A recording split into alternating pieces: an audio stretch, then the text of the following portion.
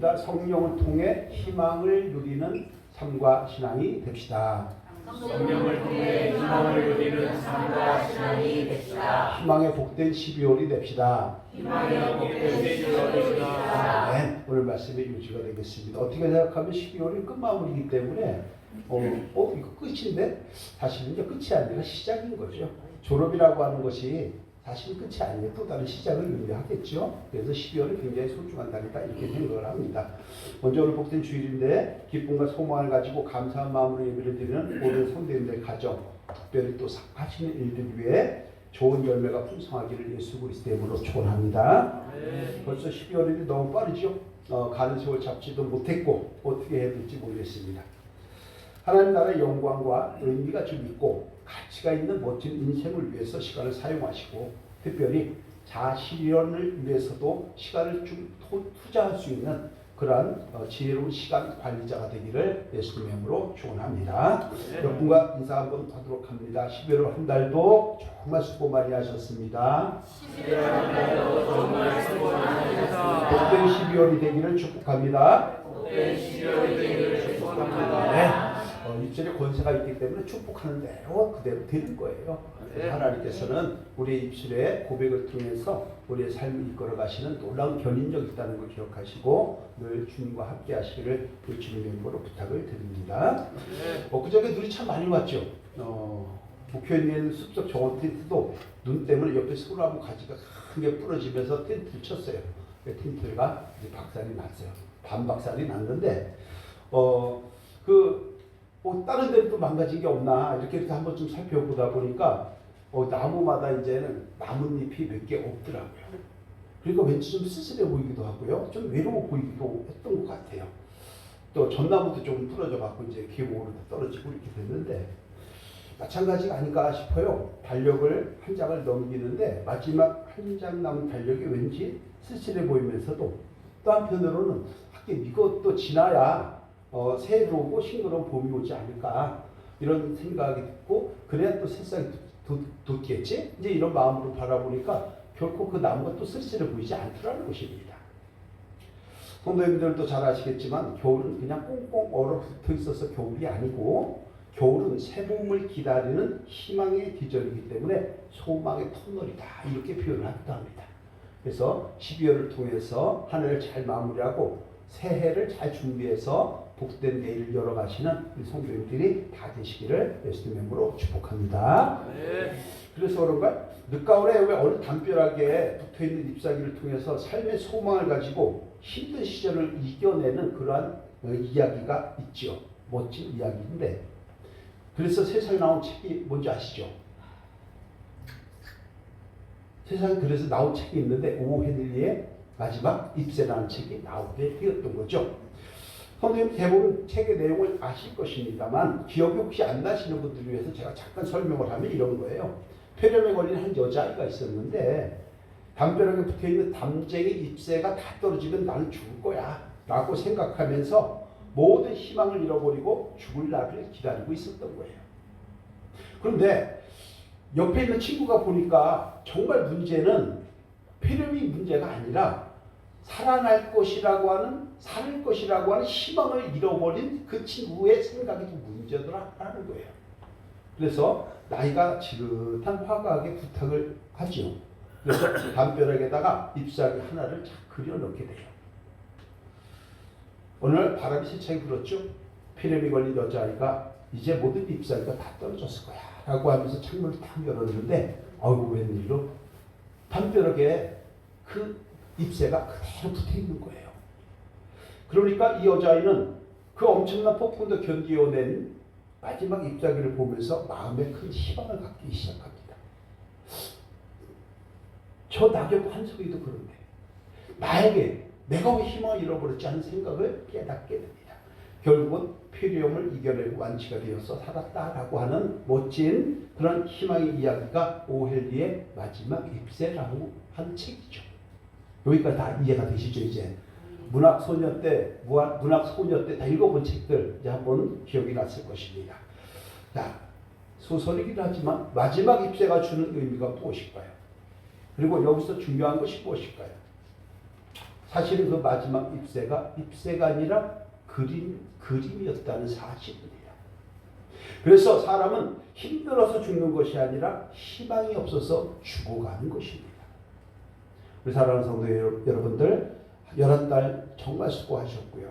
12월 잘 준비해서 희망을 가지고 은혜의 씨앗을 뿌리고 사랑의 씨앗을 뿌리고 헌신과 봉사와 예배와 그리고 각각의 삶의 현장에서 최선의 씨앗을 뿌림으로 희망을 갖고 나가는 12월이 되기를 예수 그리스도의 이름으로 축원합니다.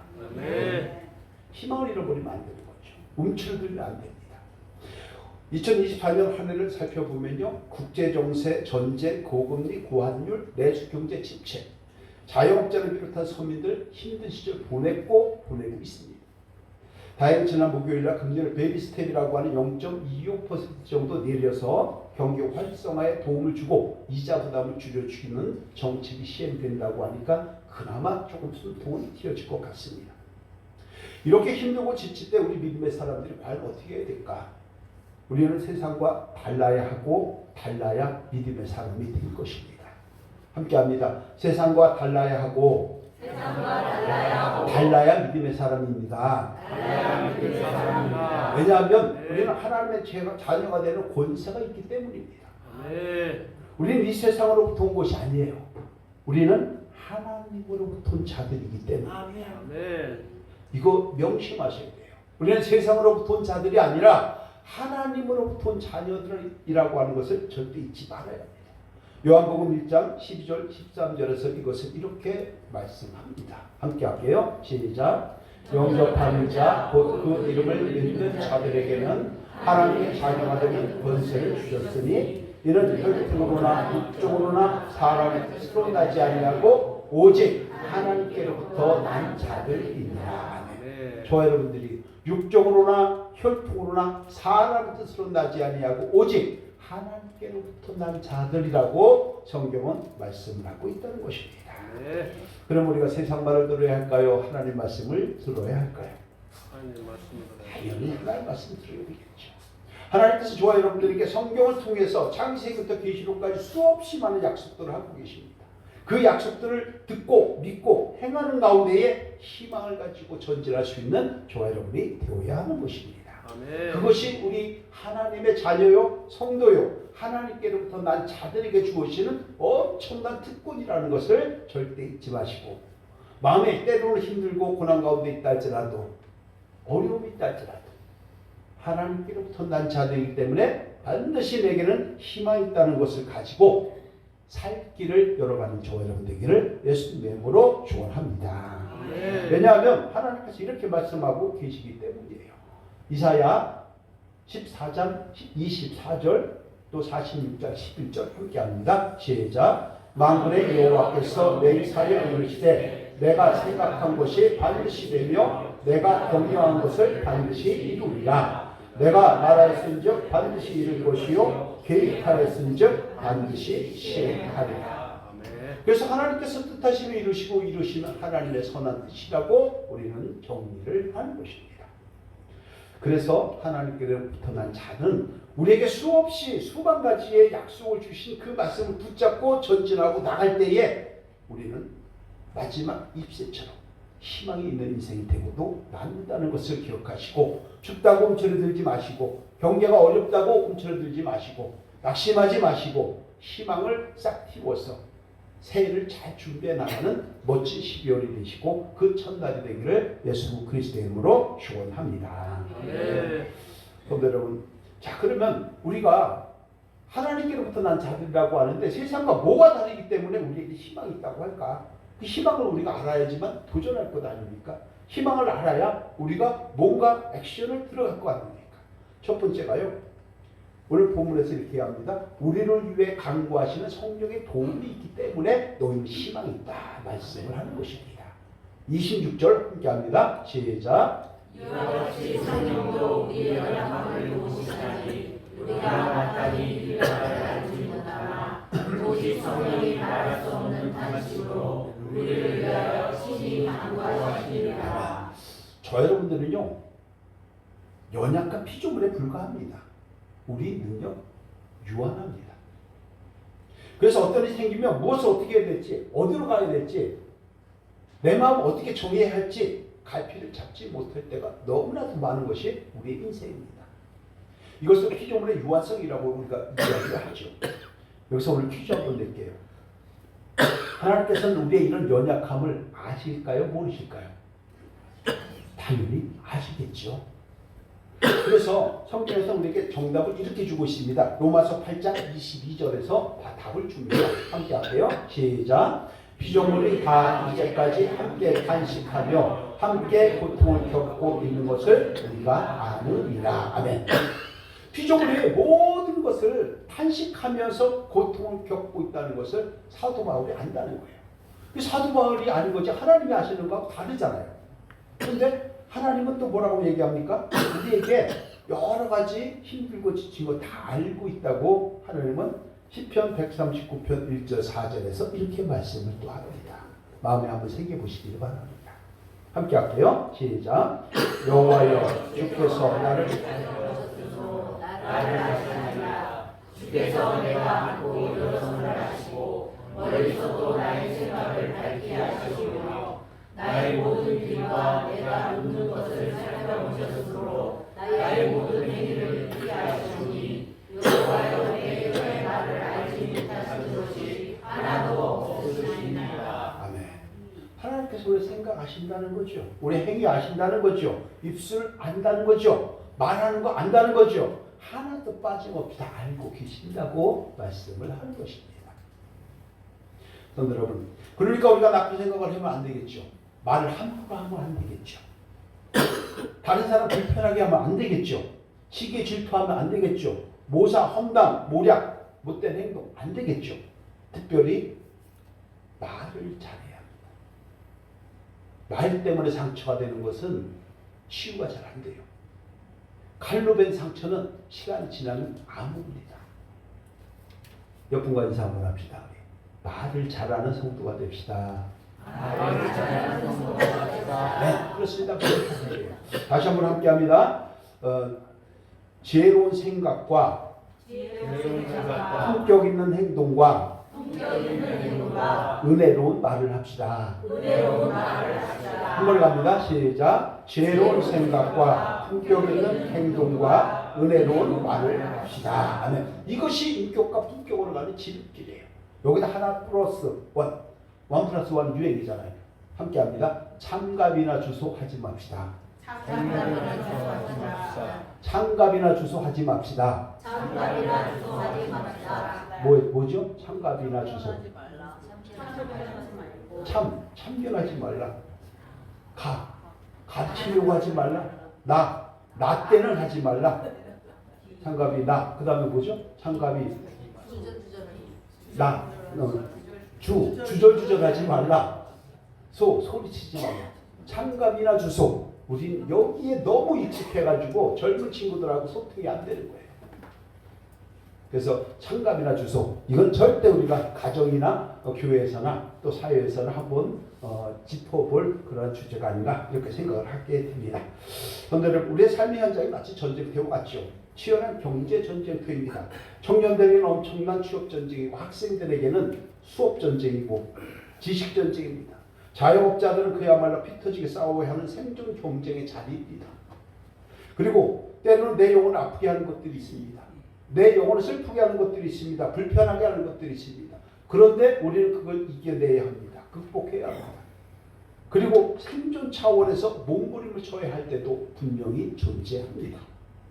그런데 문제는 이런 전쟁에서 우리 힘으로 해결할 수 있는 일들이 별로 없다는 거예요. 아까 찬양을 했죠. 육신의 아버지도 생각을 했겠지만 여기서 얘기하는 아버지는 하나님 아버지를 이야기하는 거예요. 세상만서 내 힘과 내 뜻과 내 경험으로 이루어지는 것이 절대 아닙니다. 하나님 모든 환경을 허락하실 때에만 우리의 계획과 뜻이 그 안에서 이루어진다는 것을 우리는 잊지 말아야 하는 것입니다. 그런데 여러분, 그래서 하나님은 창조주라 했죠. 조성자라 했죠. 공급자라 했죠. 마지막 뭐예요? 통치자가 되는 것입니다. 자, 그러면 우리가 희망의 자리로 나같이 있는 이유가 뭐냐? 하나님께서 성령 안에서 우리와 함께 하시면서 우리를 이끌어 가고 있기 때문에 아버지의 심정으로 손을 붙잡고 가고 있기 때문에 희망이 있다라고 성경은 말씀을 하는 것입니다. 아멘. 그런 전쟁터에서 하나님의 손에 손을 붙잡아 주고 있는 거예요. 고린도전서 3장 16절 17절 너무나도 잘 아시는 말씀 이렇게 합니다. 함께 할게요. 시작. 너희는 너희가 없습니까? 너희는 너희가 하나님의 성전인 것과 하나님의 성령이 너희 안에 계시는 것을 알지 못하느냐 라고 얘기하면서 우리 몸 안에 성령이 함께 하신다고 말씀을 하는 것입니다. 성령이 우리와 함께 하시는 줄로 믿습니다. 네. 그럼 성령이 우리와 함께 하시면 우리 몸에 어떤 반응이 일어나지 않을까요? 성령이 계시는데 아무 반응이 없을까요? 어떤 변화가 없을까요? 우리는 성령의 능력을 돋는 자가 되기 때문에 당연히 성령의 능력과 작용이 우리 안에서 시작이 됩니다. 그러면 우리의 생각과 우리의 말과 우리의 행동이 선하게 바뀌는 거예요.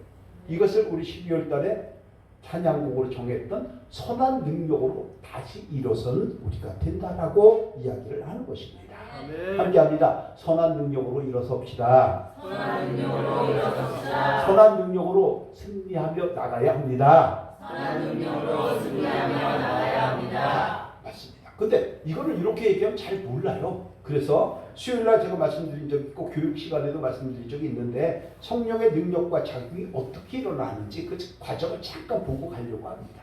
여기 잘 들으셔야 돼요. 여기 시험 보고 들으셨죠 전부 다? 그래도 반에서 공부 꽤 하던 분들이죠 다 여기는?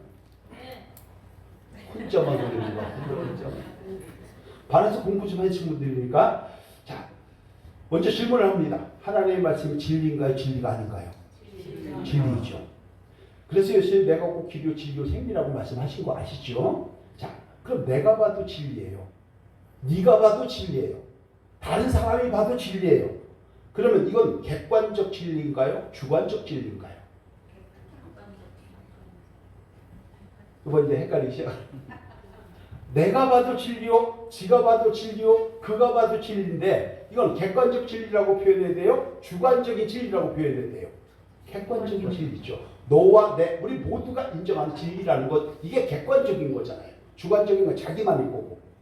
자, 그러면 객관적인 진리의 말씀을 각 개인이마다 마음으로 받아들이잖아요, 우리가요. 마음으로 받아들일 때 무조건 받아들일까요? 아니면 그 말씀이 맞아! 라고 확신하면서 받아들일까요? 맞아! 하면서 확신하고 받아들일 거 아니겠습니까? 자, 당연히 말씀에 대한 확신이 있으니까 받아들이는 거죠. 자, 그렇다고 하면 이것은 객관적인 확신일까요? 주관적인 확신일까요? 주관적인 확신이죠. 야, 여기는 이제 확실히 수준이 높아졌어요. 자, 그러니까 너와 내가 다 인정하는 객관적인 진리를 그게 맞아 라고 얘기하면서 내가 주관적으로 확신해갖고 마음으로 받아들인 거죠. 아멘. 이해가 되시죠까지? 자, 그러면 그때부터 객관적인 진리를 주관적으로 확신해서 내 마음에 받아 딱 들이면 어떻게 되는 거? 그거 맞아. 주여! 입으로 시인하게 될까요? 안 될까요? 시인하게 되죠.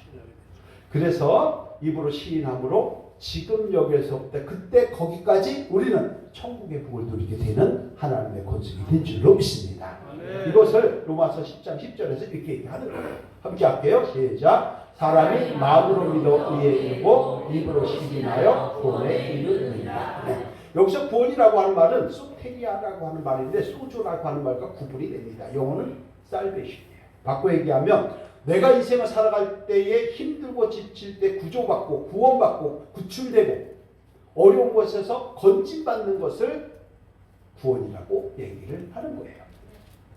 그런데 여러분, 하나님의 말씀이 내 마음 안에서 그런 과정을 통해서 작동이 되는 거예요. 그 작동이 되는 것을 우리는 성령의 능력과 작용이다라고 얘기를 하는 거고, 우리가 통상적으로 얘기할 때는 요새 성령이 충만해 라고 얘기를 하는 것입니다. 여러분과 인사합시다. 성령 충만한 삶이 됩시다. 성령 충만한 삶이 됩시다. 성령으로 사는 주인공이 되어야 합니다. 성령으로 사는 주인공이 되어야 합니다. 네, 그렇습니다. 성령의 강구가 있어야 돼요. 그래서 성령의 강구가 왜 힘이 되느냐? 성령의 능력과 작용을 통해서 우리에게 역사하기 때문이에요. 27절에서 이렇게 얘기를 하는 것이죠. 자, 시작. 마음을 살피시는 이가 성령의 생각을 아시나니 이는 성령이 하나님의 뜻대로 성도를 위하여 강구하시니라. 아멘. 우리 마음 성령이 다 아시잖아요. 성령의 능력과 작용이 일어났죠. 그래서 성령의 생각을 하나님이 알고 계신다고 말씀을 하는 거예요. 그래서 성령이 뭐라고 얘기합니까? 하나님의 뜻대로 누구를 위하여? 성도를 위하여 강구하신다는 것입니다.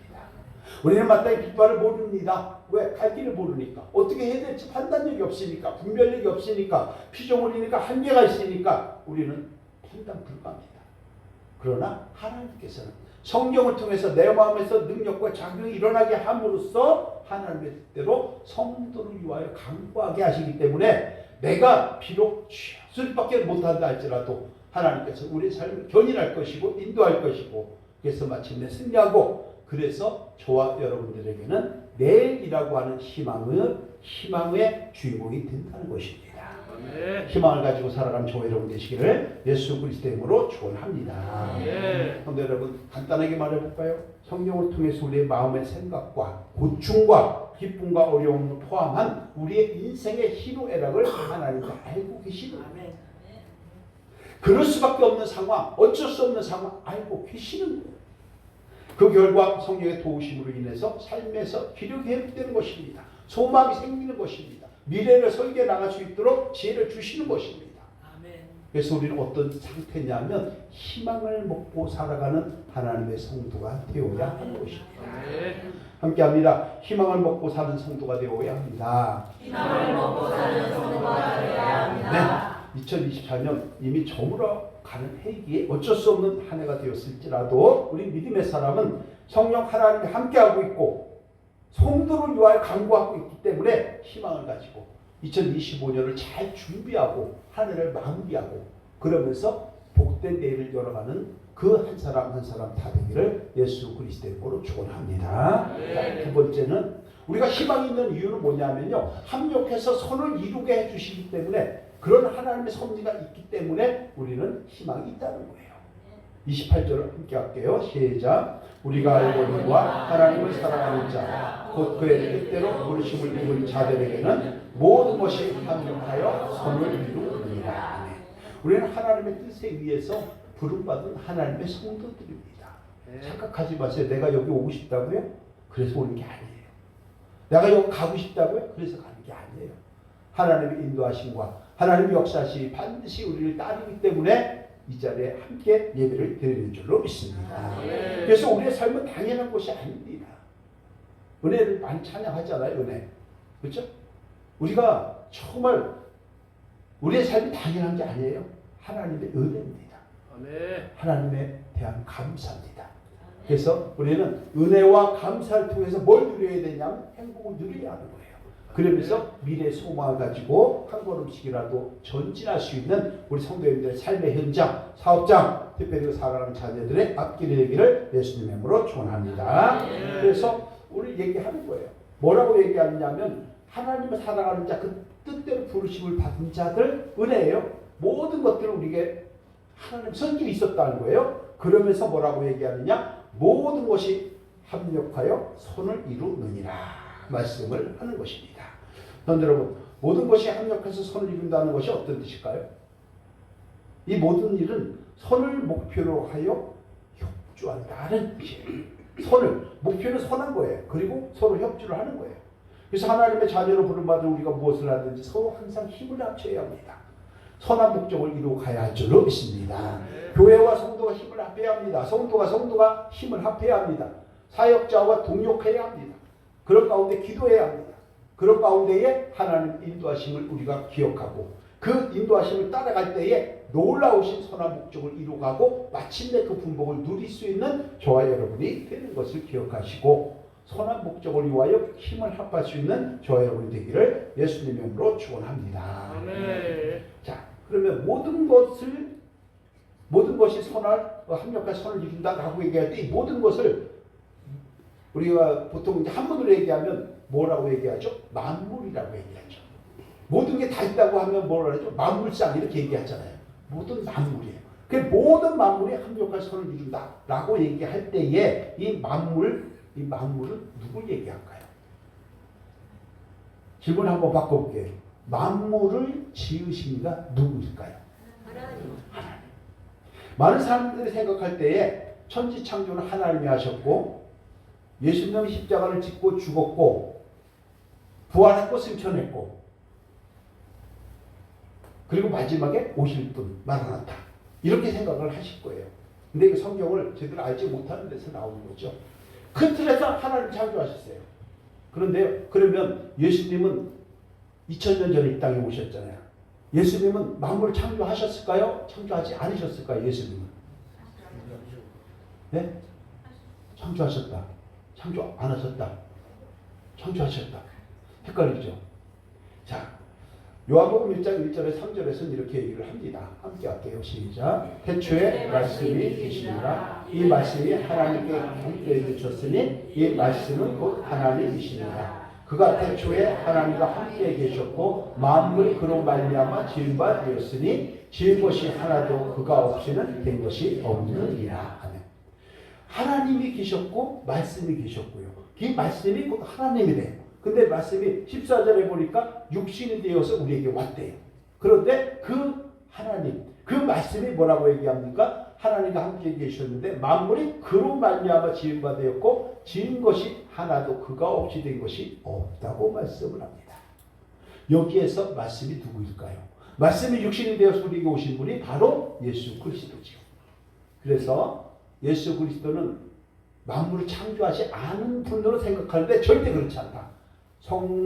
삼위 하나님이 함께 만물을 창조하신 줄로 믿습니다. 자, 이것을 삼위일체 신비라고 얘기하는데 결국은 모든 것이 합력과 선을 이룬다라고 얘기하는 것은 만물을 창조하신 예수 그리스도와 우리가 합력해서 선을 이루어갈 수밖에 없다라고 성경은 말씀을 하는 것입니다. 우리는 능력이 없어요. 그러나 하나님이 함께 하신 능력 생기는 줄로 믿습니다. 아멘. 귀한 축분 주셨죠? 귀한 사업체를 주셨죠? 경영할 수 있는 능력 하나님이 공급해 주시는 줄로 믿습니다. 아멘. 그 말씀을 붙잡는 거예요. 그래서 내게 능력 주시는 자 안에서 내가 능치 못할 일이 없다고 성경은 고백을 하는 것입니다. 저 능력 있어서 이거 하는 거 아닙니다. 하나님이 하시기 때문에 할 수 있는 것뿐이에요. 아멘. 우리 모든 성도님들이 각각의 삶의 현장에서, 가정에서, 경영에서, 사업장에서 나 이거 못해, 이거 안 돼, 그럴 것이 아니라 내게 능력 주시면 내가 능치 못할 일 없나이다. 내게 능력 주시옵소서. 기도하는 가운데에 사업장 경영하시기를 바랍니다. 아멘. 반드시 하나님께서 그 길들을 열어주시는 은혜가 있는 줄로 믿습니다. 아멘. 그렇기 때문에 우리는 항상 희망이 있는 것입니다. 성도 여러분, 특별히 교회도 목회자와 성도가 하나 되어야 하죠. 또 믿음의 공동체에서도 마찬가지고 사회 공동체에서 똑같습니다. 가정도 똑같습니다. 부부가 같은 비전과 목표를 가지고 나가야지 남편 따로 아내 따로 엇길로 가면 결코 그 가정이 유익이 될 수 없습니다. 부부 간의 갈등만 증폭될 뿐 열매를 맺지 못합니다. 그러면 마지막 승리자는 누구예요? 남편도 아니고 아내도 아니고 자녀도 아닙니다. 승리자는 사탄밖에 없는 것입니다. 교회에서 목회자와 장로가 싸우면 누가 이길까요?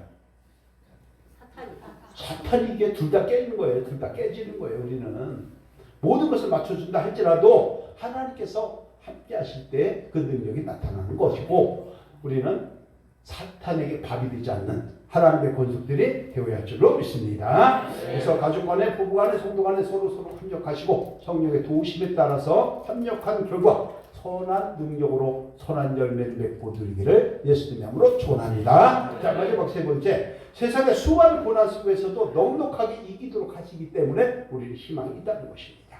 37절 함께 할게요. 시작. 그러나 모든 일에 우리를 사랑하시는 이로 말미암아 우리가 넉넉히 이깁니다. 제가 이렇게 말씀 많이 나눌 때 넉넉하다라고 하는 말을 참 잘했어요. 넉넉하게.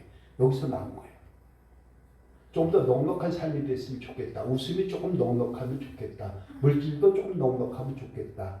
서로의 관계도 좀 더 넉넉하면 좋겠다. 넉넉함을 제가 참 좋아하는 일인데 여기서 나온 말이죠. 성도 여러분, 본문을 보면 모든 일에 우리가 넉넉히 이기는 비결이 뭐라고 이 말씀을 합니까? 우리가 넉넉히 이기는 비결이 뭐예요? 전제가 우리를 사랑하시는 이로 말미암아. 하나님께서 우리에게 능력 주시기 때문에 하나님께서 이 모든 것들을 이겨나갈 수 있도록 역사해 주시기 때문에 우리가 넉넉히 이기게 되는 것이지 내 힘으로, 내 경험으로, 내 지식으로 이기는 것이 아니라는 것을 우리는 마음에 인식해야 할 줄로 믿습니다. 아멘. 그 말씀이 굉장히 중요한 거죠. 이 모든 일이 뭘까? 35절에서 이렇게 얘기하는데요. 35절 시작. 누가 우리를 그리스도의 사랑에서 끊으리요? 환난이나 공고나 박해나 기근이나 적신이나 위험이나 칼이라. 아멘. 우리를 그리스도의 사랑에서 끊지 못한다는 거예요. 환난도 안 된다는 거죠. 고난도 안 된다는 거예요. 박해, 기근, 적신, 위험, 칼, 그 어떤 것도 그리스도의 사랑에서 끊을 수 없다는 거예요. 정말 사랑하면 이런 것들은 문제가 되지 않는다는 거예요. 여러분, 바로 그걸 얘기하는 거죠. 자, 우리를 끊어내려고 하는 것, 환난, 외부로부터 다가오는 고통이죠. 박해, 압제당하는 것, 기근, 먹을 것이 없어서 굶주림을 받는 것, 적신, 입을 것이 없어서 헐벗는 것, 위험, 너무나도 잘 아시는 것, 생명 위험, 칼, 죽음. 그러니까 어떤 세상적인 사탄이 주는 것도 그리스도의 사랑에서 우리 끊을 수 없다. 바꿔 얘기하면 그리스도의 사랑이 우리를 이겨내도록, 넉넉히 이겨내도록 역사해 주시는 줄로 믿습니다. 그렇기 때문에 오늘 좀 공고함이 있다 할지라도, 오늘 환난이 있다 할지라도, 오늘 조금 어려워서 기근이 있다 할지라도, 내가 건강이 안 좋아서 조금 위험한다 할지라도 하나님이 함께해 주셔서 넉넉하게 이기도록, 승리하도록 역사해 주시기 때문에 우리는 결코 낙심하지 말고 희망을 꺾지 말고 소망의 터널을 통해서 그 희망을 붙잡고 나간다면 그 소녀가 낙엽 한 송이를 보고 그림이었지만 그걸 보고 회복했던 것처럼 저와 여러분들의 삶도 회복의 은혜를 충만하게 누리게 될 줄로 믿습니다. 이것을 누릴 수 있는 저와 여러분들의 가정, 저와 여러분들의 사업장, 특별히 우리 화두아름당 교회 새롭게 회기가 시작된 각 기관 되기를 예수님의 이름으로 축원합니다. 네. 그래서 이 세상에는 그런 얘기가 있죠. 요즘은 러시아, 우크라이나 전쟁이 있지만 옛날 푸시킨이라고 하는 그 시인 잘 아시잖아요. 그죠? 거의 뭐라 그랬어요? 삶이 우리를 속일지라도 결코 슬퍼하거나 뭐라 하지 말라? 노하지 말라. 이런 거 너무나도 많았고 제가 볼 때 어렸을 때 이발소감이 그렇게 많았던 것 같아요.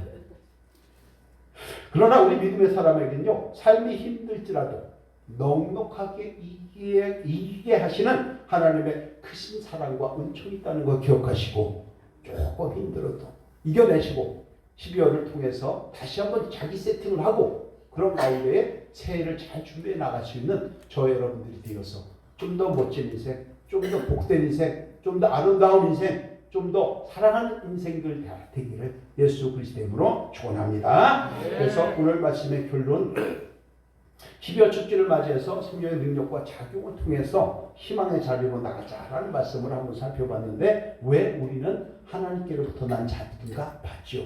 하나님께로부터 난 자들은 왜 희망이 있느냐. 1, 2, 3번 우리 함께 합니다. 시작.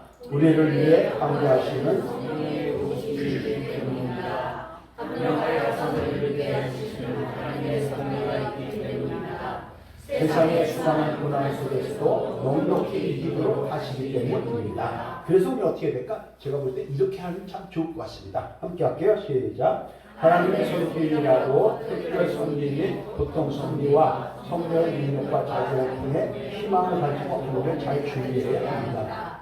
그리고 성령의 도심과 강구하심과 고난 가운데서도 넉넉히 이기도록 인도하시는 손길을 바라보고 희망의 복을 누리는 삶과 신앙이 되어야 합니다. 그런 삶을 통해서 은혜를 나누고 누리고 한 해를 잘 결산하고 새해를 잘 준비하는 그런 소중한 한 달 되기를 예수 그리스도의 이름으로 축원합니다. 기도합니다. 하나님 감사합니다. 이제 한 해를 마무리하는 12월입니다.